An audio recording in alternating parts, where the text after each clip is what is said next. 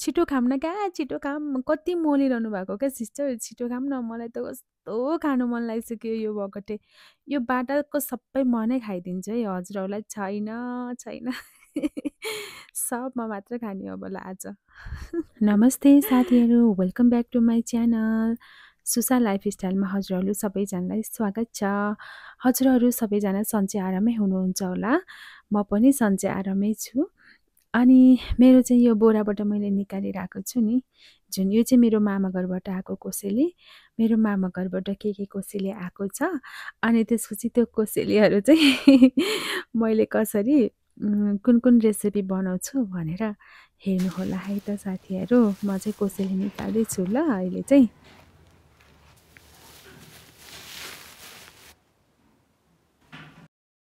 Wow, भोगटे पनि आएको रहेछ है। भोगटे चाहिँ आज म भोगटे साँधेर देखाउँछु। भोगटे चाहिँ मैले अस्ति ताको पनि साँधेको थिएँ होइन, तर त्यो भोगटे साँध्दाखेरिमा चाहिँ दही राखेर साँधेको थिएन। दही राखेर मैले अहिलेसम्म ट्राई पनि गरेको छैन।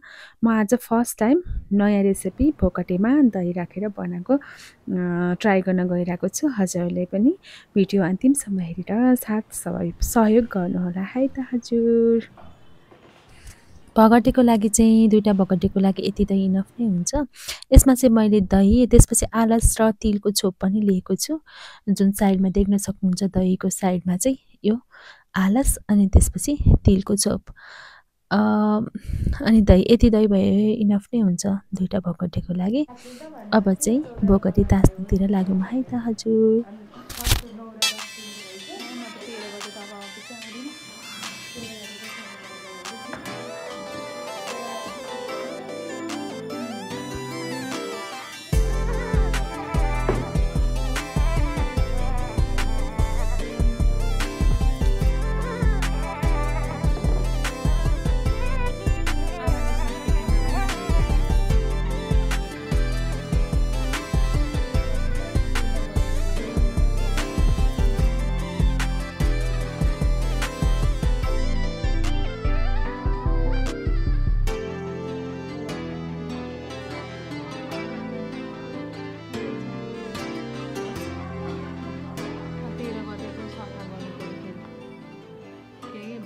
खोल हुन्छ नि त त्यो दिन त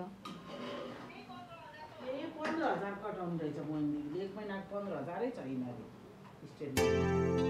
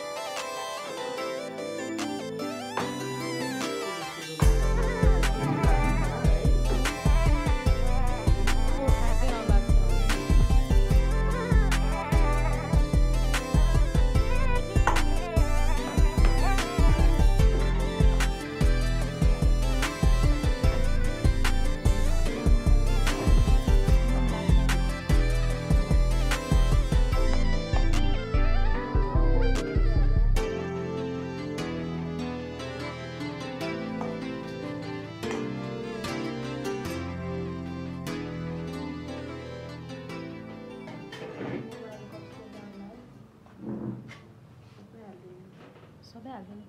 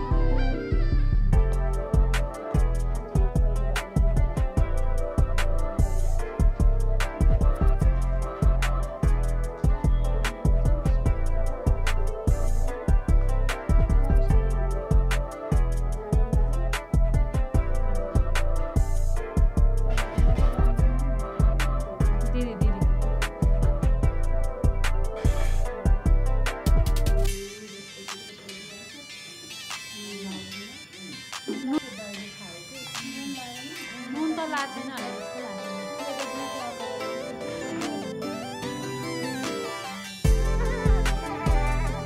नुन त अनि त्यो खुर्सानी टिप्दा नुन कति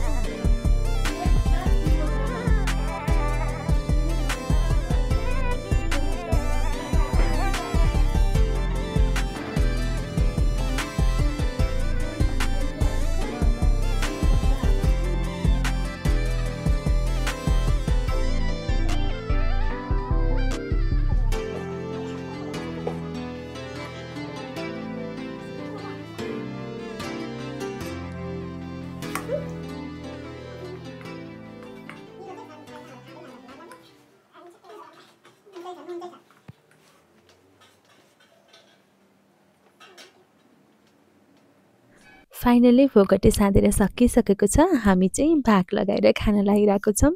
हजुरहरू पनि आउनुहोला हामीसँगै खानका लागि। र यदि अब आउन सक्नुहुन्न भनेदेखि चाहिँ यसै गरी मिठो बनाएर खानुहोला है त साथीहरू। एकदमै मिठो हुन्छ। म चाहिँ खान लागेँ है त। अनि मेरो साथी पनि खान लाग्नु हुँदैछ। उहाँलाई पनि मिठो लाग्यो होला सायद। मेरो भिडियो पुरा हेरिदिनु भएकोमा धेरै धेरै धन्यवाद। By by.